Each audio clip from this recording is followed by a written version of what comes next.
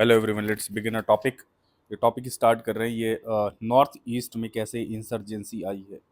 तो जो north east वाला कैसे पोर्शन, ये जो पूरा नॉर्थ ईस्ट है, कैसे it has been unstable, this region has been unstable specially after independence के बाद, हमारी आज़ादी के बाद। तो यहाँ पे जो नेशनल बाउंड्री का फॉर्मेशन हुआ है, ये जो बाउंड्रीज का फॉर्मेशन हुआ है, ये जो आप बाउंड्रीज देख रहे हैं, ये बाउंड्रीज कौन बना के गया? अंग्रेज बना करके गए हैं। ठीक है, ये जो बाउंड्री जैसे बनाई, अब इसमें क्या हुआ, बाउंड्रीज बनाने की वजह से कुछ जितने भी यहाँ पे ट्राइब्स रह रहे थे, एथनिक ग्रुप्स, तो यहाँ पे कितने थे ethnic groups? Multiple more than 200 ethnic groups या जो भी हैं, इससे ज़्यादा ही हैं।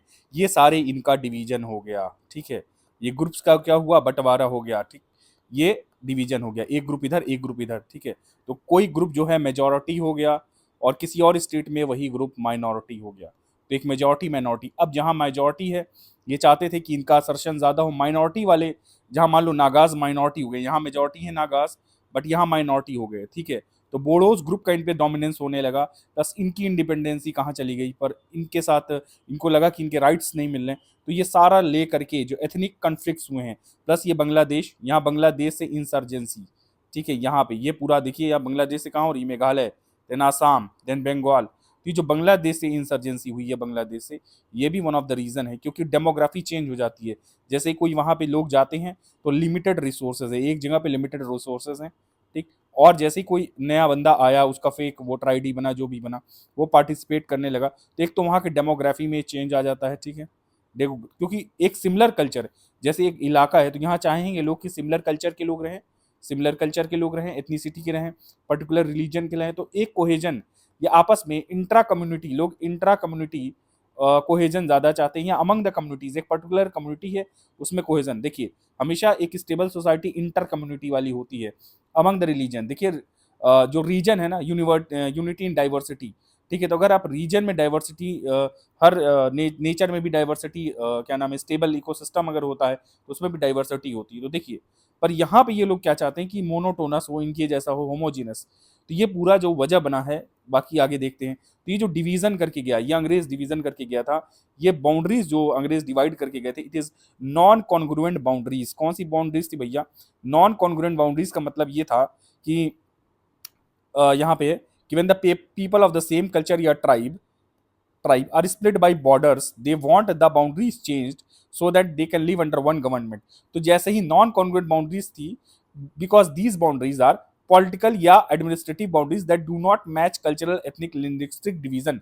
तो बाउंड्री का फॉर्मेशन, ये अगर मान लो स्टेट है, और बाउंड्री का फॉर्मेशन, यहाँ पे लोग एक पर्टिकुलर ट्राइब 1 के रह रहे हैं एथनिसिटी के, ये एथनिसिटी 2 के रह रहे हैं, ये 3 के रह रहे हैं, और ये 4 के रह रहे हैं। और मान लो इनका डिवीजन ऐसा कर दिया गया, इन लोगों का डिवीजन जो है वो ऐसा कर दिया गया कि ये ऐसे डिवीजन आ गया, तो 1 वाले आ गए, 2 में 2 आ गए, 3 वाले में 3 आ गए, 4।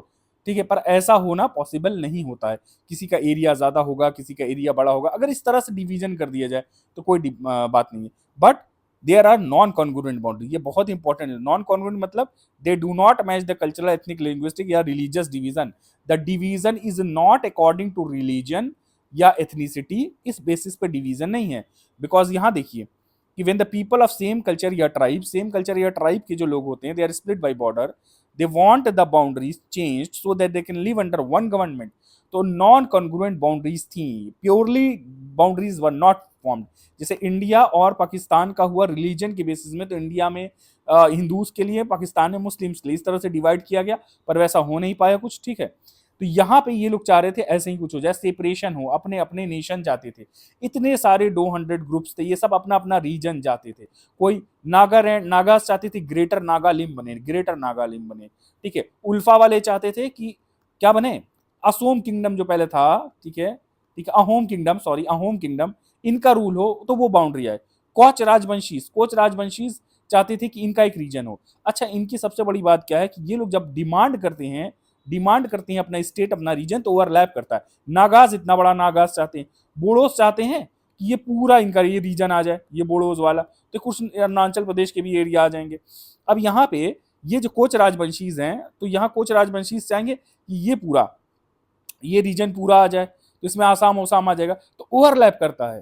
इनकी जो डिमांड्स है ना, जो रीजन दे डिमांड करते हैं ओवरलैप, तो कैसे आप कर सकोगे कि अपना रीजन भी बड़ा चाहते हैं प्लस पर्टिकुलर एथनिक ग्रुप चाहते हैं कि हमारा एथनिक ग्रुप ही हो इसमें, अ होमोजीनियस स्टेट, समझ रहे हो आप, एथनिसिटी के हिसाब से अ होमोजीनियस स्टेट। फिर यहाँ पे आप एक और प्रॉब्लम आई है, यहाँ पे देखिए मणिपुर में कुकीज और माइतीस का चल रहा है, कुकीज हिल्स में रहते हैं, ठीक है, माइतीस जो होते हैं प्लेट्यू में आते हैं, कुकी कहते हैं कि माइतीस बाहर से आए हैं, माइतीस कहते हैं कि कुकीज बाहर के, कुकीज हिल एरियाज के, माइतीस कहते हैं नहीं नहीं हम वैलीज में रहेंगे। अब वैलीज एक सपाट एरिया पहाड़ के बीच में, ठीक है, तो यहाँ डेवलपमेंट ज्यादा है, प्रोजेक्ट्स लग रहे हैं, यहाँ बेनिफिट ज्यादा है, तो ये सब सारी चीजें और कॉन्फ्लिक्ट हुई, प्लस माइतीस को एससी स्टेटस दिया गया, कुकी नाराज हो गए, क्यों भाई एससी स्टेटस दे रहे हो आप माइतीस को, ऑलरेडी माइतीस वेल डेवलप्ड हैं, ठीक है, और हम पहाड़ों में रहते हैं तो हमें क्यों नहीं। ये सारे कॉन्फ्लिक्ट्स लेकर के insurgency there has been, plus insurgency में बांग्लादेश का रोल है, ठीक है, पाकिस्तान का रोल है, प्लस यहाँ पे देखो, यहाँ चाइना से, यहाँ पे चाइना का भी असर्शन, चाइना चाहता है, ये देखिए ये जो यहाँ बाउंड्री बनाई, तो कुछ लोग यहाँ रह रहे होंगे, यहाँ रह रहे होंगे, क्या बताइए जब बाउंड्री बनाई गई, ये तो आर्टिफिशियल ये बाउंड्री तो बना दी गई है ब्रिटिश के द्वारा, बट ये दोनों में आपस में लिंकेज नहीं होगा, जरूर रहा होगा। इसी को क्या कहते हैं, यहाँ के कम्युनिटी के लोग, क्योंकि ऐसा तो नहीं यहाँ अलग कम्युनिटी है, ये कम्युनिटी 1 है 2 है, क्योंकि पास पास में रह रहे हैं, तो इनके में कनेक्शन तो रहा होगा, एक पर्टिकुलर कम्युनिटी रही होगी जो डिवाइड कर दी गई, तो चाइना क्या करेगा, इनको यूज करेगा, ठीक है, सेंटिमेंट्स इनके जगाएगा कि नहीं भाई ये आपके जो बगल वाले हैं, दोस्त हैं, आप भी जाओ उधर, या जो भी सारी चीजें हैं, तो इनको यूटिलाइज किया जाएगा। यहाँ पे देखिए एथनो कल्चरल कंटिन्यूटीज, यही है ethno cultural continuities cutting across political boundaries की जो अक्रॉस जो कंटिन्यूटी कट कर रही है। देखिए यहाँ पे मणिपुर में कुछ लोग रह रहे हैं, अगर नागालैंड में, तो यहाँ भी रह रहे होंगे, यहाँ भी रह रहे होंगे, बोडोस का मान लीजिए यहाँ पे डोमिनेंट है, प्लस नागा वाले कुछ यहाँ रह रहे होंगे, मान लीजिए यहाँ कुकी रह रहे हैं तो कुछ यहाँ कुकी रह रहे हैं, तो नागाज जो थे वो कुकी पे थोड़ा सा एग्रेसर होते थे, तो ये सारी चीजें हैं। तो ये जो अक्रॉस द बाउंड्रीज जो ग्रुप्स है, इनको बड़ी दिक्कत आई, क्योंकि मैंने क्या कहा, non congruent boundaries, non congruent according to religion या एथनिसिटी, पर्टिकुलर एथनिक ग्रुप के जो लोग हैं, जो डिमांड कर रहे हैं वैसे तो हुआ नहीं है, तो यहाँ पे ये सारी चीजें आ गई। देखो यहाँ पे लाइन लिखी है कि ethno cultural continuities cutting across political boundaries generate demands for territorial reconfiguration. अब ये क्या सारे लोग चाहते हैं कि टेरिटोरियल रिकन्फिगरेशन हो, as community seek alignment between identity and governance. ये चाहते हैं कि हमारे पर्टिकुलर ग्रुप के लोग रहेंगे तो गवर्नेंस अच्छा होगा, और हमारा हित हिंदी लफ्ज है ये, हित, हमारे हित और हमारे अधिकार छीने नहीं जाएंगे, हमारे राइट्स छीने नहीं जाएंगे, क्यों, क्योंकि पर्टिकुलर ग्रुप के लोग वहां पे रहेंगे। अब ये सब सारी चीजें हुई,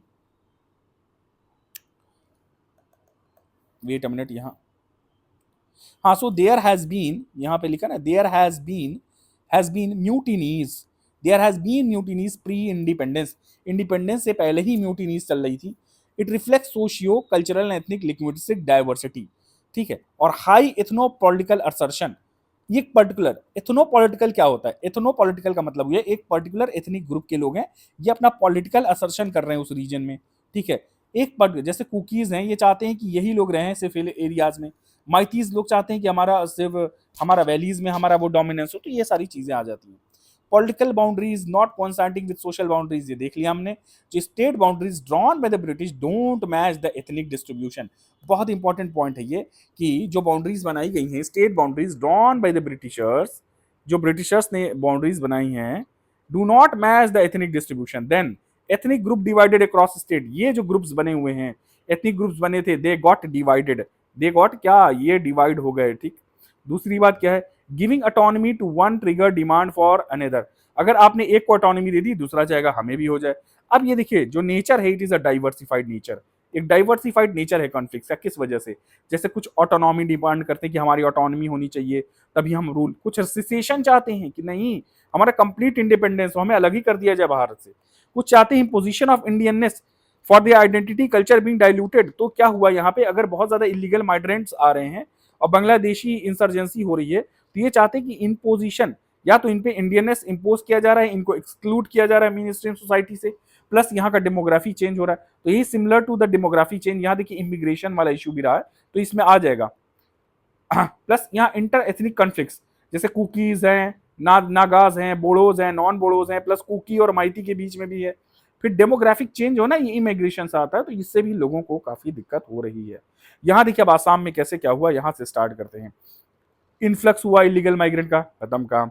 लोगों में एंग्जाइटी आई, खत्म काम। Malpractice in electoral procedure हुआ, लोग वहां की कहे अरे फेक वोटर आईडी कार्ड वार्ड बन रहे हैं, हमारी डेमोग्राफी चेंज हो रही है। प्लस यहाँ एक्सप्लॉयटेशन हुआ असमीज ऑयल का, इससे भी इन लोगों को दिक्कत हुई। देन उल्फा फॉर्म 1979, इसने क्या कहा, अमहोम अहोम रूल्ड आसाम होगा, स्वाधीन आसाम की बात की इन्होंने। ठीक है, पूरा उल्फा चाहते थे कि स्वाधीन आसाम और बड़ा आसाम, और अहोम वाला रूल जो है ना प्रेजेंट डे आसाम से बड़ा है। देन 2011 में क्या हुआ, एक ट्राइपार्टाइट पीस टॉक हुआ गवर्नमेंट ऑफ इंडिया, आसाम और उल्फा के बीच में।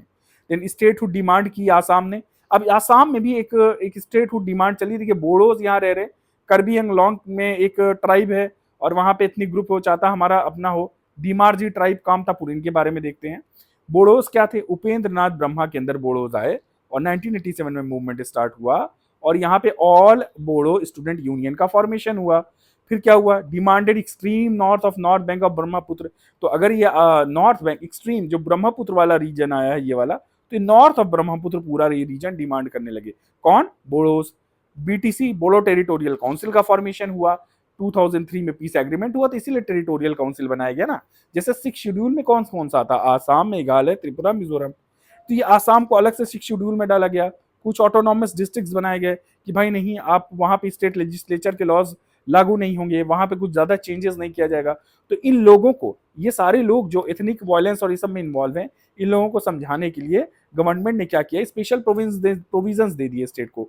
जैसे like example 371A, 371B, B Assam को दे दिया, ए नागालैंड को दे दिया, देन 371C मणिपुर को दे दिया। तो स्पेशल स्टेटस दिया गया, कुछ दर्जा दिया गया। प्लस जैसे अब कुछ ऑटोनॉमस डिस्ट्रिक्ट काउंसिल्स बनाई गई, ठीक है, कि नहीं आप अपना कल्चर अपना मेंटेन करके रखोगे। तो ये सब सारा सरकार ने किया। 2014 में फिर वायलेंस हुआ, और क्या हुआ, 14 में वायलेंस हुआ था और एनडीएफबी के सोंग 20 सेक्शन जो है, नेशनल डेमोक्रेटिक फ्रंट ऑफ जो बॉर्डरलैंड है, इसमें अलग अलग सेक्शंस थे। तो सोंग 20 वाला जो सेक्शन है, इन्होंने माइनॉरिटी डोमिनेंस का कहा कि बीटीसी में माइनॉरिटी डोमिनेट कर रहे हैं और इलीगल माइग्रेशन हुआ। तो इन्होंने अपोज किया बोडोलैंड टेरिटोरियल काउंसिल का, क्योंकि जान रहे थे या इनका मानना था कि माइनॉरिटी लोग यहाँ पे डोमिनेंट हो रहे हैं, या माइनॉरिटी कह दीजिए, और ग्रुप्स नॉन बोडोज हो गए या मुस्लिम्स हो गए। देन इलीगल माइग्रेशन भी हुआ है। इन लोगों को डर था कि जो इलीगल माइग्रेंट आएंगे इनकी जमीन छीन लेंगे, इनका वोटर लिस्ट में नाम आ जाएगा, ये सब सारी चीजें होंगी।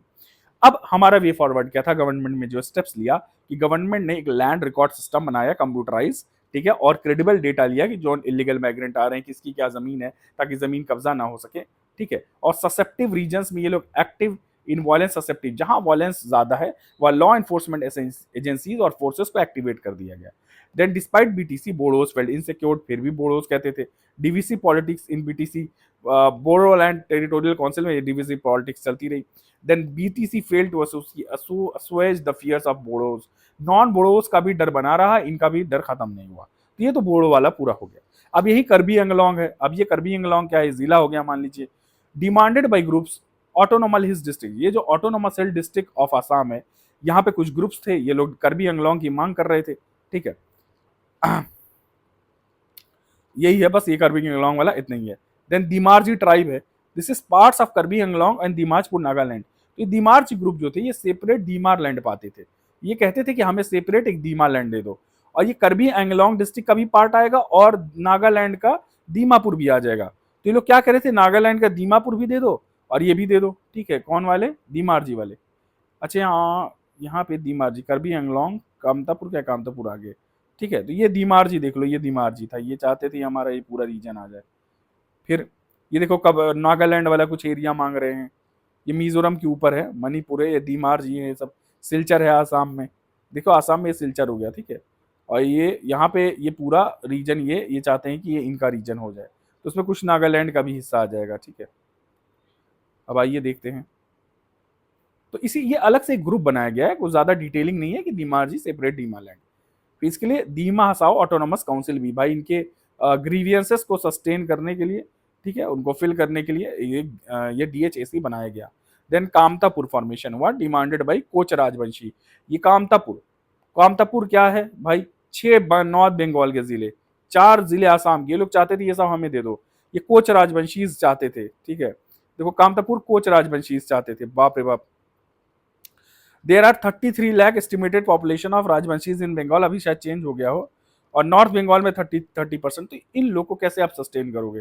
ये सारे लोग हैं, जैसे ये उत्तर दिनाजपुर, दक्षिण, ये सब रीजन जो है ये लोग डिमांड किए हैं, ये वाला हो गया, ये वाला शहर, ठीक है। और लोअर असम के 4 जिला, तो ये देखो ना, 1 2 3 4 5 6, ये 6 जिले हो गए, और ये वाले 4 जिले हो गए, ठीक है। ये लोग डिमांड कर रहे हैं। ये बिटवीन वेस्ट बंगाल और आसाम के बीच का रीजन है, तो 4 इसके हो गए, 6 जिले इसके हो गए, 4 जिले इसके मांग रहे। अब इनको भैया क्या किया जाए?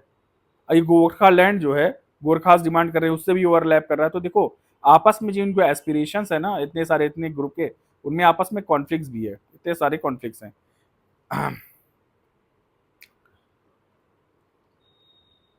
अब यहाँ मणिपुर वाला शुरू करने से पहले यहाँ देखो कुछ गवर्नमेंट के एफर्ट्स देखो। जैसे करबी एंगलोंग वाला जो ये KLNLF है, ये प्रेजेंटली अंडर सस्पेंशन है, ठीक है। और गवर्नमेंट से 2010 में एग्रीमेंट हो गया, तो लोग चुपचाप बैठे हैं। National democratic front of Bodoland, यहाँ पे रंजन दायमरी के अंदर एक स्प्लेंडर ग्रुप था NDFB का, इसने भी सस्पेंशन ऑफ ऑपरेशन कर दिया है, और 2013 में ही ये लोग ऑपरेट कर दिए थे, ठीक है।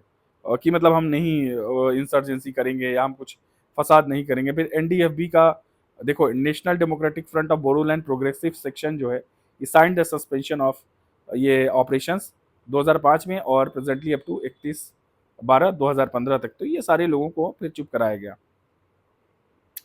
ये Dima Halam Daoga which signed the MOS on 8 August 2012 has also subsequently dissolve itself. तो ये सब सारे लोग जो है, ये जो ग्रुप्स थे, ये लोग जाके फिर चुपचाप बैठे हैं अभी, ठीक है। तो अभी थोड़ा सा स्टेबिलिटी है, बट मणिपुर थोड़ा है, मणिपुर में काफ़ी दिक्कत हो रही है। यहाँ पे मणिपुर में कुकी और मायोती वाला इशू हो गया है। देखो, it has been a disturbed area since 1980, यहाँ पे एफ्सपा लगा हुआ है, और यहाँ पे 18 जवान किल विल, 2015 में 18 जवानों की मौत भी हो चुकी है। बाल चंद्र सिंह जो थे, एक यहाँ के राजा थे, और इंटरनल ऑटोनॉमी चाहते थे। फिर यहाँ 48 में इलेक्शन हुआ, और गवर्नमेंट ने इन्हें प्रेशराइज किया, बाल चंद्र सिंह को गवर्नमेंट ने प्रेशराइज किया कि आप जाओ एक मर्जर एग्रीमेंट कर लो, ठीक है। ये तो इंटरनल ऑटोनॉमी चाहते थे, पर मर्जर एग्रीमेंट हो गया। कौन थे? बाल चंद्र सिंह। अब 1949 में मर्ज कर दिया गया इसको, 1972 में मणिपुर को सेपरेट स्टेट बनाया गया। माना जाता है कि ये फोर्स मर्जर, इन लोगों का कहना था ये फोर्स मर्जर है। क्या है? फोर्स मर्जर है, इन ग्रुप्स का मानना था। लेटर फिर इनको कन्फरिंग दिया गया, फुल फ्लेज स्टेट का दिया गया था। अब क्या हुआ, लोगों में क्या हुआ, this created resentment among people. और शुरू से ही PLA फॉर्मेशन हुआ, पीपल्स लिबरेशन आर्मी 1978, प्री पाक हुआ, 90 पीपल्स रेवोल्यूशनरी पार्टी ऑफ कंगली पाक, ये नाम है, पीपल्स रेवोल्यूशनरी पार्टी ऑफ कंगली पाक। देन ये PLA है 1978 में, 77 में ये बना, फिर PLA बना, 80 में KC बना, KCP कंगली पाक कम्युनिस्ट पार्टी 1980 में बनी। तो ये सब पार्टीज का फॉर्मेशन हुआ। ये ग्रुप्स करते, ये सारे ग्रुप चाहते क्या थे? They demanded separate Manipur. Then spill over effect from Nagaland, Nagaland में जब नागाज आए ना, NSCN का फॉर्मेशन हुआ, तो ये स्पिल ओवर इफेक्ट हुआ, मतलब ये आसपास के रीजन में भी डिमांड होने लगी, ठीक है, सेसेशन की या सेपरेट ऑटोनॉमी की, बहुत सारी चीजें। तो ये स्पिल ओवर इफेक्ट नागाज से भी हुआ था। देखिए, कन्फ्लिक्ट हुआ था नागा NSCN एक खपलांग के, मतलब यह खपलांग ग्रुप है।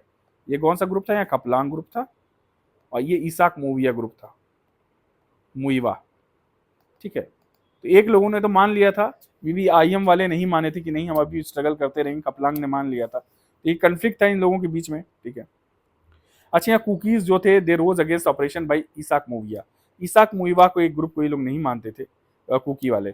यहाँ पे देखिए POLF भी फॉर्मेशन हुआ था। POLF क्या है?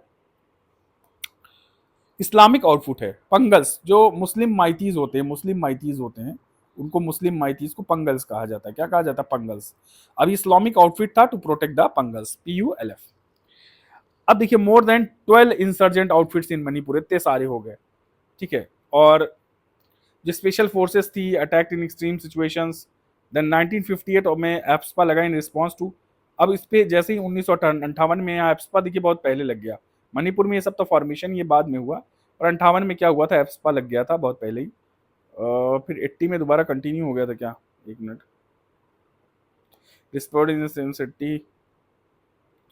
चलिए 58 में एक एप्सपा लगा यहाँ पे। तो देखिए 1958 में एप्सपा पास हुआ था, बट यहाँ पे ये थोड़ा सा पॉइंट ये है कि ये पास होने का है, बट ये मदर्स न्यूड प्रोटेस्ट इसके डिसकंटिन्यूएशन के लिए था, ठीक है। बिकॉज इनका इनका मानना था कि इंडियन आर्मी बहुत जुल्म कर रही है वहाँ पे। तो ये लोग मदर्स न्यूड प्रोटेस्ट था, और इन्होंने कहा इंडियन आर्मी कम एंड रेपस, ये वाली बात आ गई थी। क्योंकि इनको लगा था ये डिसकंटिन्यू करना चाहते थे, दे वांटेड टू डिसकंटिन्यू एप्सपा। पर पहली बार जो मणिपुर में एप्सपा लगा था, मणिपुर में वो जो डेट लगी थी, एक मिनट, बहुत सारे फैक्ट्स मुझे भी नहीं याद रहते हैं, आई वॉट टू सी। तो जो पहली बार में एप्सपा लगा मणिपुर में वो 1970 में, ठीक है। 72 में देखिए स्टेटहुड भी मिल गया, तो 28 सितंबर 1970 को पहले ये लग गया था। अब देखिए यहाँ पे क्या हुआ, 1900 for example inner line permit, अगर आपको किसी स्टेट में जाना है नॉर्थ ईस्ट के, तो वहाँ परमिशन लेनी पड़ेगी, आसानी से आप नहीं जा सकते। तो इनर लाइन परमिट को इंट्रोड्यूस किया गया 2020 में। फिर बंगाल ईस्टर्न फ्रंटियर रेगुलेशन लाया गया, या वहाँ पे जाने के लिए आपको ऑफिशियल ट्रैवल डॉक्यूमेंट किया गया। तो ये सब सारी चीज़ किया गया था इन ऑर्डर टू प्रोटेक्ट, ठीक है, इस रीजन को प्रोटेक्ट करने के लिए, कल्चर को प्रिजर्व करने। तो यहाँ पे एक बात देखने वाली है कि ये जो बंगाल ईस्टर्न फ्रंटियर रेगुलेशन आया था, ये कॉलोनियल लॉ था, कॉलोनियल लॉ, और इट वाज ये आया था 1873 में। इसका क्या मतलब था, ब्रिटिश चाहते थे कि जो ट्राइबल एरियाज है नॉर्थ ईस्ट के, कोई बाहर आके एक्सप्लॉइट ना करे, या यहाँ के जो मूवमेंट है लोगों का एक जगह से दूसरी जगह, इसको रेगुलेट करने के लिए, यहाँ के कल्चर को प्रिजर्व, मेनली जो अंग्रेजों का था, तो भाई इनको एक्सप्लॉइट करना। प्लस ये इंटर पर ये बनाया था कि आउटसाइडर्स ना आए और यहाँ के रिसोर्सेज को ना यूज करें, ब्रिटिश सिर्फ अपने लिए यूज करे, प्लस आपस में यहाँ जो लोग मूव कर रहे हैं, तो इसी को इवॉल्व करके एक इनर लाइन परमिट आया है कि अगर कोई दूसरा पर्सन बाहर से आता है यहाँ पे, तो उसको परमिशन लेनी पड़ती है एंट्री के लिए, स्टे के लिए। और आईएलपी अभी अगर आप बात करोगे आईएलपी का, तो ये अरुणाचल प्रदेश में है, देन नागालैंड में है, मिजोरम में है, मणिपुर में। तो मणिपुर में भी एक्सटेंड हो गया 2019 से, मणिपुर में भी लग गया, मिजोरम। आप अगर नागालैंड जाना है, अरुणाचल प्रदेश, भाई आपको आईएलपी लेना, इंडियन लाइन परमिट है, आपको परमिशन लेनी पड़ेगी। कहाँ, अरुणाचल प्रदेश, नागालैंड, मिजोरम, मणिपुर। बाकी आप जगह मेघालय वगैरह चले जाओ, त्रिपुरा चले जाओ, अगरतला चले जाओ, असम चले जाओ, और नागालैंड, मिजोरम, मणिपुर, अरुणाचल प्रदेश। अब ये ऑफिशियल ट्रैवल डॉक्यूमेंट की जरूरत पड़ गई थी। और देखिए क्राउन जो है, ब्रिटिश जो क्राउन है, इसके भी कॉमर्शियल इंटरेस्ट को प्रोटेक्ट करने के लिए सब किया गया था, ये ऑब्लिगेटरी बना दिया गया था बाहर के लोगों को। देन यहाँ पे क्या है कि issued by concern state government, then ILP only demanded by. तो माइतीस कहते थे कि आईएलपी शुरू में माइतीस के लिए किया गया था। जो मणिपुर में माइतीस कहते थे आईएलपी लगाओ ताकि कुकी ना आ पाए यहाँ पे। अब कुकी बोले कि हम तो इंडिजिनस हैं, और कुकी भड़क गए कि अच्छा ऐसी बात है। तो Kukis fear that Meiteis would use ILP to eliminate the Kukis, या आईएलपी यूज करके कुकीज को एलिनेट कर दिया जाएगा, या माइती यूज करेंगे। और कुकीज कह रहे हैं कि माइती सारा बेनिफिट ले गए, हम क्या किए, माइतीज ट्रीट कुकीज एज फॉरेनर। माइतीज कहते हैं वैली में हम बिलोंग करते हैं, समझ रहे हो आप। Then Kukis are indigenous people, though Kukis but the reality is Kukis are indigenous people. चलिए आइए, प्लस माइतीस को एससी स्टेटस दिया जाने लगा, तो कुकीज को लगा हम कहाँ जाएंगे, माइती ऑलरेडी डेवलप्ड है, ऑलरेडी वैली में रह रहे हैं, इनको फायदा हो रहा है, ठीक है। अब यहाँ पे एससी स्टेटस वाली बात है कि माइतीस को, तो inner plus inner line permit, ये दोनों ट्रिगर कर गया कि भाई एक एससी स्टेटस देना माइतीस को, प्लस इनर लाइन परमिट, ये भाई साहब ट्रिगर कर गया किसके लिए, कुकीज के लिए, ये भड़क गए। ट्रिगर पॉइंट एक और हुआ, इफिक्शन ऑफ कुकी विलेज। कुकी का एक विलेज था पूरा खाली कर दिया गया जिसका नाम था चूर चंद्रपुर, और डिक्लेयर्ड इलीगल सेटलमेंट, इस चूरा चंद्रपुर को इलीगल सेटलमेंट डिक्लेयर कर दिया गया। रिफ्यूजी क्राइसिस, प्लस ये भागने लगे, तो रिफ्यूजी क्राइसिस म्यांमार में आई, और ढेर सारे विलेजेस खड़े हो गए म्यांमार के पास, ठीक है। ओ सॉरी, म्यांमार से भाग के लोग आए थे, तो खूब ढेर सारे विलेजेस आ गए थे, दैट द फॉर्मेशन ऑफ चूर चंद्रपुर। तो यहाँ पे फिर कई कुकीज भी चले गए, ऑथेंटिक लोग भी चले गए, यहाँ फिर ये सब सारी चीजें हुई। तो ये सारे इवेंट्स थे that led to the unrest और unstable condition in the Manipur. Then यहाँ नागालैंड में क्या होता है, नागा क्लब बना 1918 में। देखिए 1826 में एनेक्स किया ब्रिटिश ने, 1826 में, आप समझ रहे हैं, हेस्टिंग्स के बाद वाला काल है, ठीक है। और यहाँ विलियम बेंटिक वेंटिक वाला काल आ जाएगा। देन 1881 रिपन वाला एरिया आ गया, जो रीजन आ गया, तो 1881 रिपन वाला, कांग्रेस आईएनसी बनने से जस्ट 4 साल पहले की बात है, और सारे सोशियो रिलीजियस रिफॉर्म मूवमेंट यहाँ लगभग कंप्लीट हो चुके हैं। Then annexed by British Nagaland.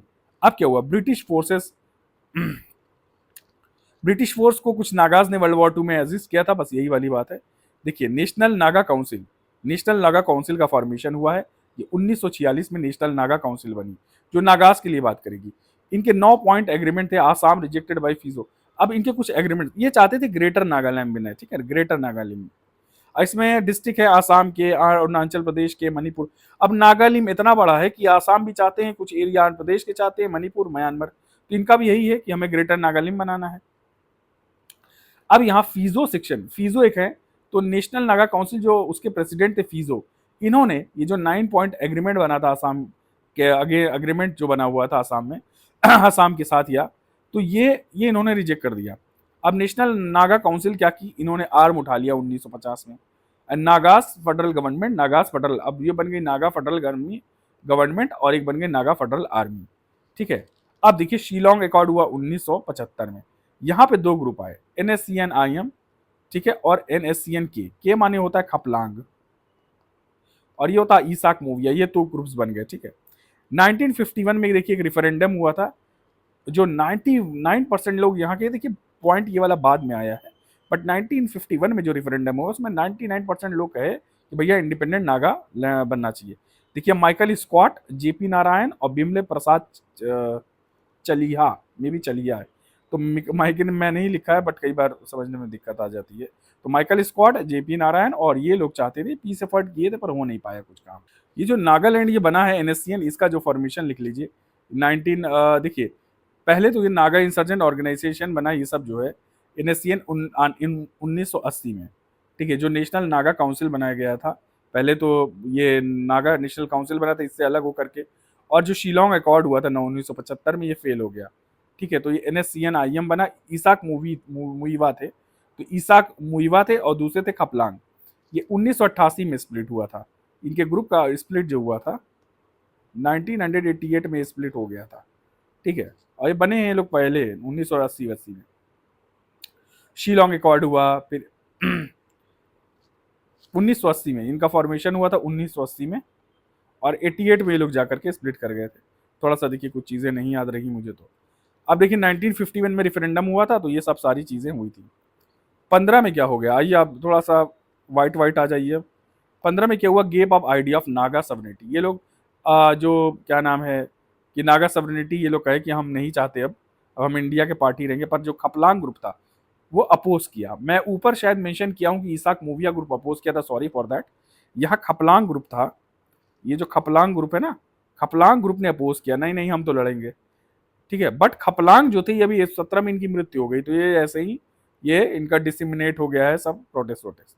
अब देखिए त्रिपुरा में क्या हुआ, ये लाइन पढ़िए, the insurgency in Tripura evolve from ethnic and demographic anxieties of indigenous tribe into a full fledge militant movement. तो भैया ये फुल फ्लेज मिलिटेंट मूवमेंट बन गया त्रिपुरा वाला, led by groups like NFLT और ATTF, ये सब ग्रुप थे। इट एस्केलेटेड बिटवीन 1900 क्या नाम है 96 से 2004 सॉरी 1996 से 2004 के बीच में ये एस्केलेट हो गया मामला इनका, due to the organised violence and external support, बाहर से चाइना से मिल रहा हो या जहां से मिल रहा हो, म्यांमार के थ्रू मिल रहा हो। However, a combination of effective counter-insurgency, political accommodation, development initiative and cross-border cooperation led to its gradual decline. बाद में ग्रेजुअल डिक्लाइन हुआ क्योंकि पॉलिटिकल अकोमोडेशन, पॉलिटिकल पार्टिसिपेशन होने लगा इस रीजन में, डेवलपमेंट होने लगा, बहुत सारे स्टेप्स लिए गए थे। अब ये जो रूट्स था, इंसर्जेंसी हो रही थी, तो इससे डेमोग्राफिक इन्वर्जन हुआ। जो त्रिपुरा के लोग थे वो 30% थे, 70% थे, और ये त्रिपुरा वाले, और ये नॉन त्रिपुरा वाले 30% थे। ये रिवर्स हो गया था, नॉन त्रिपुरा 70 हो गई, ये 30 हो गया। अब इसी से यही इंसर्जेंसी की, यही जो है जाकर के इंसर्जेंसी की रूट बन जाती है, मेन कॉज बन जाती है। Because the influx of refugees from eastern Pakistan, कहाँ से इन्फ्लक्स हो रहा था रेफ्यूजीज का, influx of refugees from east Pakistan से लोग भाग भाग के आ रहे थे। अब यहाँ पे देखिए त्रिपुरा उपजाति जुबा समिति, तो 71 में क्या हुआ कि एक त्रिपुरा उपजाति जुबा समिति बना, फिर त्रिपुरा नेशनल वॉलंटियर बना 1981 में, यही सब के लिए। तो त्रिपुरा उपजाति जुबा समिति, त्रिपुरा नेशनल वॉलंटियर, फिर NLFT बना, ठीक है, ऑल त्रिपुरा टाइगर फोर्स बना 1990 में। तो ये सारे ऑर्गेनाइजेशंस बन गए। अब CM मनिक सरकार थे, आए और इन्होंने कुछ चीजें संभाली और त्रिपुरा की कंडीशन की सही की। क्या CM त्रिपुरा के CM ने क्या ऐसा किया, इन्होंने एक मल्टी डायमेंशनल अप्रोच लिया, एक साइकोलॉजिकल ऑपरेशन लिया। साइकोलॉजिकल मतलब लोगों के, यहाँ के जो लोग थे, यहाँ के जो युवा थे अनएम्प्लॉयड थे, ठीक है, उनके पास नॉलेज नहीं थी, पढ़ाई लिखाई नहीं थी, तो उनको नौकरियां दिया, क्योंकि ये जो युवा होते हैं बहुत आसानी से इनको मैनिपुलेट किया जा सकता है और जॉबलेस तो होते ही हैं। तो इनको क्या हुआ, इनको पैसे मिलने लगते थे इसी काम में, ठीक है, तो इनको इंक्लूड कर लिया जाता था और लोगों को समझाया गया कि नहीं आप यहाँ के पार्ट हो, आप इन इंसर्जेंट ग्रुप्स का साथ मत दो, क्योंकि जो बड़े बड़े लीडर हैं उनका तो कमा खा लेते हैं, आप कहाँ जाओगे।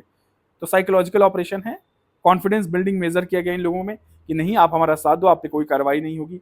लोकल पुलिस को बहुत इन्वॉल्व किया गया था और सिंपेथाइज किया गया लोगों के प्रति, ठीक है। एक्सेलरेटेड डेवलपमेंट खूब काम किया गया, civic action programme of security forces भी इन्वॉल्व हुई और लोगों के लिए कार की, ये सब सारी चीजें थी। एक काउंटर इंसर्जेंसी CIU ऑपरेशन हुआ, काउंटर इंसर्जेंसी ऑपरेशन यहाँ हुआ था। ये क्या हुआ, इट इज नॉट हॉकिश, ऐसे ही नहीं, not one dimensional, it was a multi dimensional approach.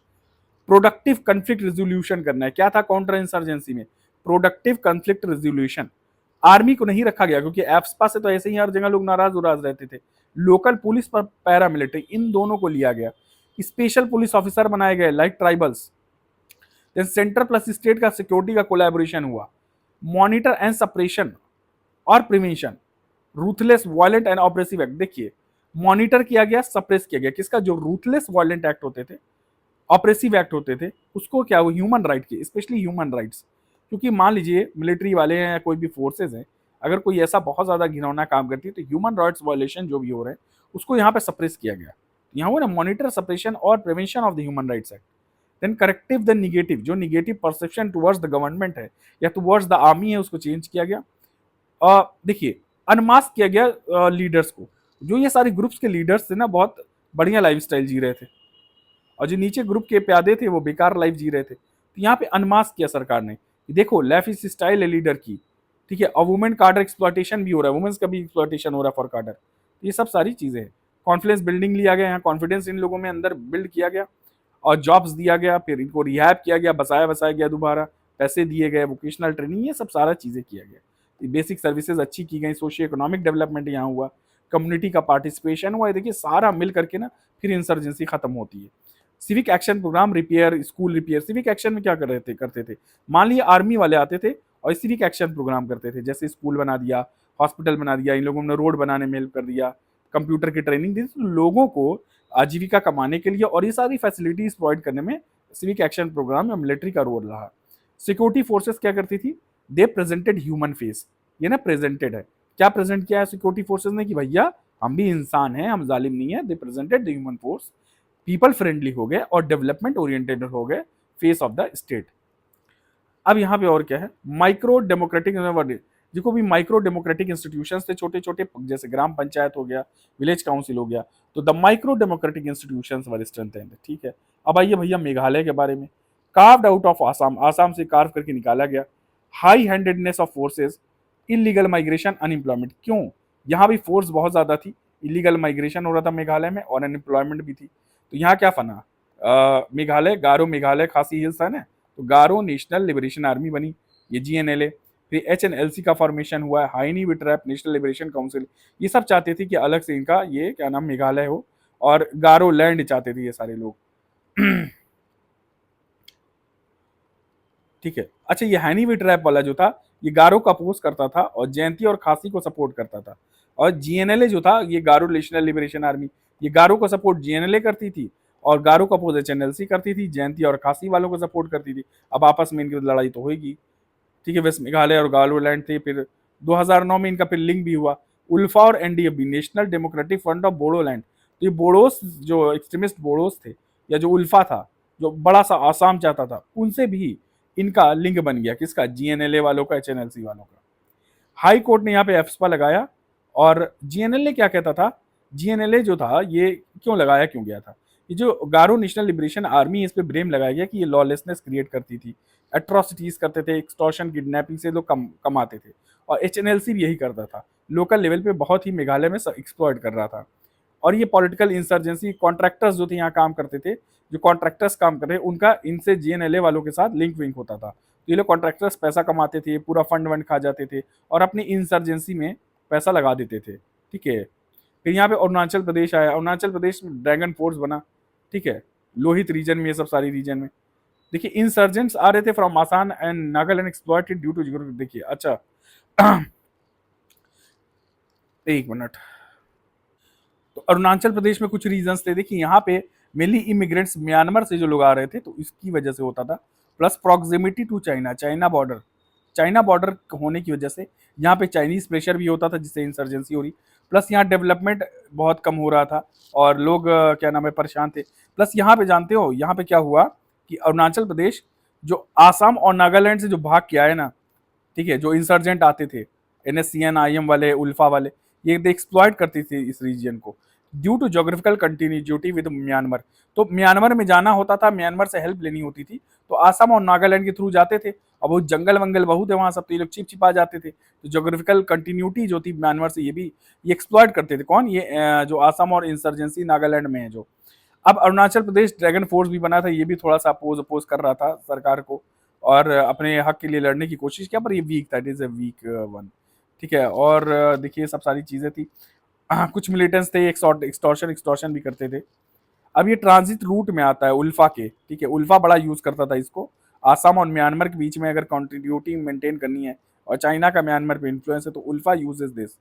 Safe houses होते थे, कैंप्स होते थे, मानभम फॉरेस्ट रिजर्व है इसीलिए इन लोगों के लिए, ठीक है। देखिए एक बार मैं बता दूं, ये ईस्ट इंडिया लिबरेशन फ्रंट कहते हैं। ये क्या? East India liberation front. तो ये ईस्ट इंडिया लिबरेशन फ्रंट हुआ था और ये भी ऑटोनॉमी चाहते थे ये लोग, ठीक है। ये मिलिटेंट आउटफिट थी, ये भी चाहते थे हमारी ऑटोनॉमी हो, ये सब सारी चीजें हो। चलिए आइए मिजोरम में देखिए क्या हुआ।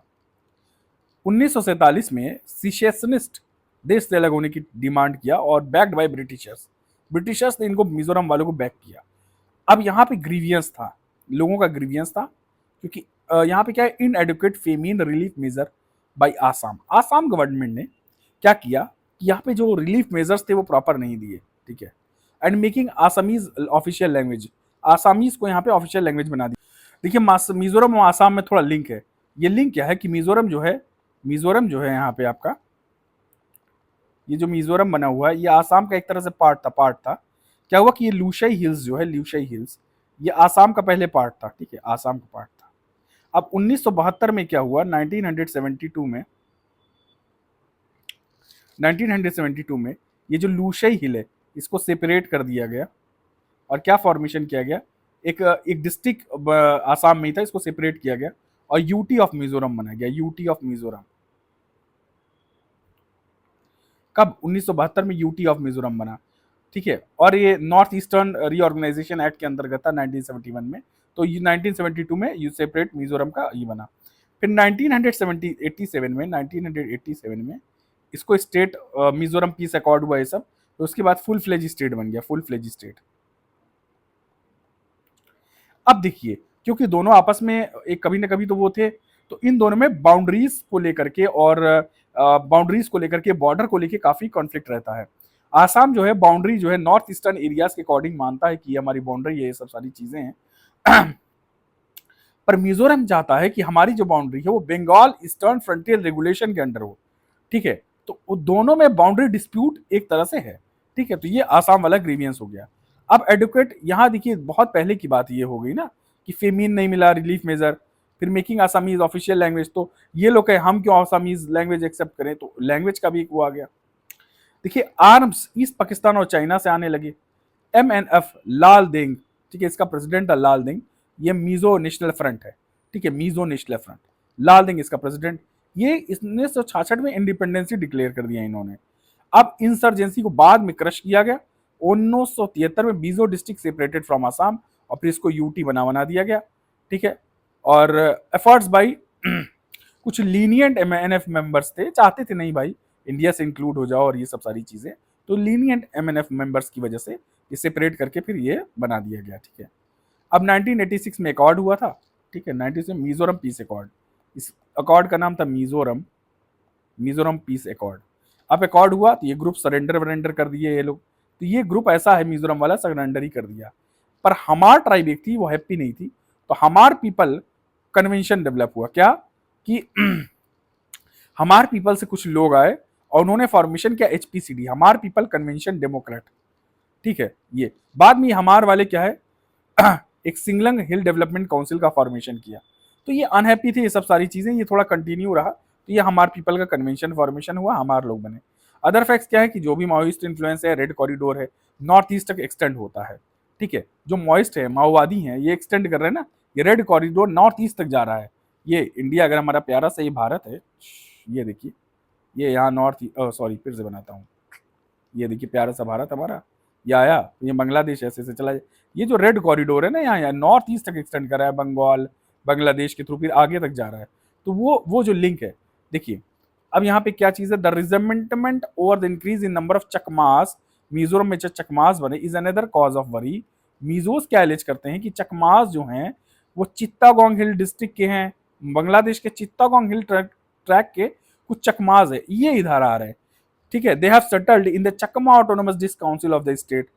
अब ये ट्राइबल आउटसाइडर डेमोग्राफी वाली बात आ गई कि नहीं भाई डेमोग्राफी चेंज हो रही है, तो ये सब अपोज किया गया। Apart from existing insurgent group in the north east India, Bangladesh जो है इंसर्जेंसी में इन्वॉल्व है, बांग्लादेश मदद कर रहा है। Bangladesh is being increasingly use for smuggling, ISI agent के लिए स्मगलिंग का भी काम कर रहा है, और स्मगलिंग करवा रहा है, आईएसआई एजेंट वाले स्मगलिंग कर रहे हैं बांग्लादेश के थ्रू, और जो पोरस बॉर्डर है ना ये भी रिस्पॉन्सिबल है। As Nepal is use for sending them into north India, north India west Bengal north India सबसे जो पोरस बॉर्डर है ना खुले हुए हैं, पोरस मतलब प्रॉपरली गार्डेड नहीं है उत्तर प्रदेश, ये सब सारी चीजें हैं। तो मीन वाला ISI operation have led to the, तो आईएसआई ऑपरेशंस की वजह से भी ये सब सारी चीजें हुई हैं। अब यहाँ देखिए, the Indo Myanmar border remain comparatively peaceful, फिर भी इंडो म्यांमार वाला थोड़ा पीसफुल है, there is no remarkable border conflict between the two countries and separatist feeling legacy of discontent among the various tribe straggling the border still survives. तो सब जो भी conflicts की वजह से कई नॉर्थ ईस्ट के ग्रुप है जैसे नागाज, मिजोज, माइतीस, ये सब हैड बेसिस इन बर्मा, तो कुछ नागा, मिजो और माइती के ग्रुप हैं जो बर्मा में इनके बेस है। 1966 में एनएनसी स्टेब्लिश हुआ था और इसने कांटेक्ट किया था Kachin Independence army in the Kochin hill tract, Burma में एक कचिन हिल ट्रैक्ट है, उससे एनएनसी ने, नागा काउंसिल ने कांटेक्ट भी करने की कोशिश की, क्या नाम है, एनएनसी ने, एनएससीएन बनने से पहले। द मिजोज एंड त्रिपुरा, अब मिजो त्रिपुरा तो आपको पता ही है कैसे वहां के सीएम ने प्ले रोल किया था, मिजो एंड त्रिपुरीज और also able to establish link with the Burmese insurgency, तो बर्मीज इंसर्जेंसी भी इनके भी लिंक होते हैं। सम बर्मीज ट्राइबल ग्रुप हैं जैसे Kuki Chin group, they are fighting for merger of lands inhabited by them in India. अभी कुची चिन ग्रुप है चाहते हैं कि भैया बर्मा से लैंड मर्ज हो जाए, क्योंकि कुछ ये जो कुकी चिन ग्रुप के लोग हैं, बर्मा भी जो पहले ही फॉर्मेशन हुआ है, लड़ाइयां चल रही थी अंग्रेजों से, तो ये भी तो अंग्रेज के कंट्रोल में था, तो ये जो कुकी चिन ग्रुप को यहाँ नुकसान हो गया था। देन अंडरग्राउंड जोमी लिबरेशन फ्रंट है म्यांमार में, ये कार्डर रिक्रूट करता है, कौन, Zomi liberation front, Kuki Chin group, ये सब बड़े खतरनाक चलो ग्रुप हो गए, Kuki Chin group, Zomi liberation, Myanmar में ये कार्डर रिक्रूट करता for guerrilla warfare against the Myanmar. अच्छा, अब म्यांमार के अगेंस्ट भी यूज कर रहे हैं after crackdown on pro development. देखिए अब ये सब सारा चीजें हो गई, बस ये बहुत ज्यादा लेक्चर हो गया। इसके जो गवर्नमेंट एफर्ट्स है, कमिटीज बनी, आप अपने से देख लेना ये क्या एफर्ट किया गवर्नमेंट ने नॉर्थ ईस्ट इंसर्जेंसी, मेनली जो बेसिक्स ऑफ इंसर्जेंसी है ये हो गया है। बाकी ये नोट्स मैं प्रोवाइड करने की सोच रहा हूँ, टेलीग्राम चैनल बनाऊँ और दे दूँ, ठीक है। तो आप लाइक करिए, शेयर करिए, सब्सक्राइब करिए, ठीक है। मैं ग्रोथ हो ही नहीं रही चैनल की यार, पढ़ा रहा हूँ, इतना एफर्ट कर रहा हूँ, अगर खराब है तो प्लीज़ कमेंट सेक्शन में डालिए खराब है, ठीक है। ओके।